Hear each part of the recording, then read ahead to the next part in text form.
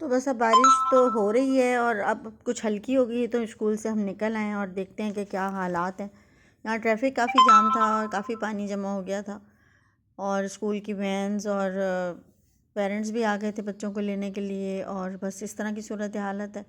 تو بس کراچی کا تو ماشاءاللہ بہت ہی کوئی تعریف نہیں ہے، جتنی بھی تعریف کی جائے کم ہی ہے۔ اور آپ دیکھ ہی سکتے ہیں کہ میرے خیال سے صرف اور صرف 30 منٹ کی بارش میں جو حالت ہوئی ہے، اور آج تو وہ کمالی منظر تھا کہ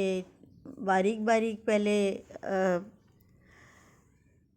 ژالہ باری ہوئی، اس کے بعد پھر موٹے موٹے سے برف کے گولے گولے سے گرنے لگ گئے، جو کہ بالکل جمے ہوئے تھے اور گاڑیوں پہ گر رہے تھے۔ ہم اس وقت کیونکہ اندر تھے، وہ منظر میں نہیں دکھا پائی آپ کو، کیونکہ اس وقت بچوں کو سنبھالنا اور اپنی ڈیوٹی پرفارم کرنا تھا۔ اور یہ حالات ہیں، پوری ایک سائیڈ کھدائی ہوئی ہے اور اس طرف کچھ لوگ کھڑے ہیں جو کہ ڈائریکشن دے رہے ہیں کہ اس طرف سے جانا نہیں ہے، الاؤ نہیں ہے۔ بہت خطرناک صورت حالت تھی، بچے بیچارے ڈر بھی رہے تھے، رو بھی رہے تھے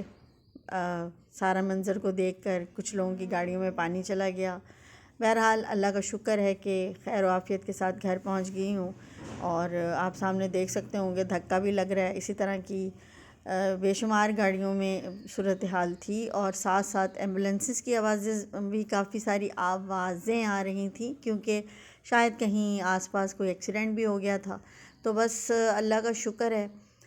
کہ گھر پہنچ گئے ہیں، اور جو لوگ ابھی بھی سفر میں ہیں اللہ تعالیٰ سے دعا ہے کہ وہ بھی خیر و عافیت کے ساتھ اپنے اپنے گھروں میں پہنچ جائیں، کیونکہ ایسی سچویشن میں جو ہے نا وہ اسپیشلی کراچی، ورنہ بارش تو بہت ہی ایک اللہ تعالیٰ کی رحمت ہے،